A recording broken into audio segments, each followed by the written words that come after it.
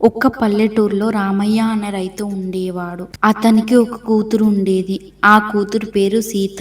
సీత మంచి అమ్మాయి. రామయ్య సీతకు మంచి పట్నం అబ్బాయిని చూసి పెళ్లి చేయాలని అనుకున్నాడు. అలాగే ఒక పట్నం సంబంధం వచ్చింది. రామయ్య కుటుంబం మరియు వరుడు కుటుంబం పెళ్లి గురించి మాట్లాడుకుంటున్నారు. పల్లెటూరులో పెళ్లి అంటే మామూలు హడావిడిగా ఉండదు. ఎవరెవరు ఏమేం పనులు చేశారో ఇప్పుడు చెప్తాను వినండి. పెళ్లి సమయం దగ్గర పడింది.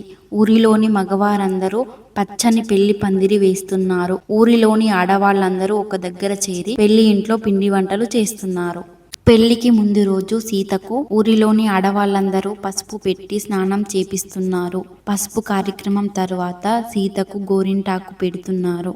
పెళ్లి రోజు ఉదయాన్నే గ్రామంలోని పెద్దలందరూ పెళ్లి భోజనం సిద్ధం చేస్తున్నారు. మరోవైపు ఆడవాళ్ళందరూ పెళ్లి కూతుర్ని తయారు చేస్తున్నారు. పెళ్లి కూతుర్ని తయారు చేసిన తర్వాత పెళ్లి కొడుకు వాళ్ళ కారులో పెళ్లి మండపానికి వచ్చాడు. మరోవైపు చుట్టాలందరూ ఎర్రబస్సు దిగుతున్నారు. ఇంట్లోని పిన్ని బాబాయి పెళ్లికి వచ్చిన చుట్టాలను పలకరిస్తున్నారు. మరోవైపు పెళ్లి పందిట్లో పంతులు హడావిడి మరియు పంతులు మంత్రాలు వినిపిస్తున్నాయి.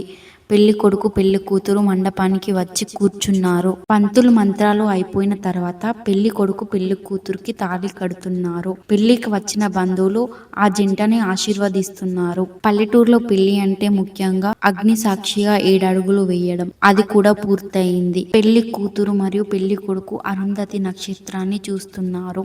పెళ్లి అయిపోయిన తర్వాత పెళ్లికి వచ్చిన బంధువులకు ఎటువంటి లోటు లేకుండా పెళ్లి భోజనం పెడుతున్నారు. పెళ్లి అయిపోయిన సాయంత్రానికి అప్పగింతల సమయంలో పెళ్లి కూతురు కుటుంబం మరియు పెళ్లి కూతురు చాలా బాధపడుతున్నారు, ఏడుస్తున్నారు. చివరికి పెళ్లి కూతురు అత్తగారింటికి వెళ్లే సమయం వచ్చింది.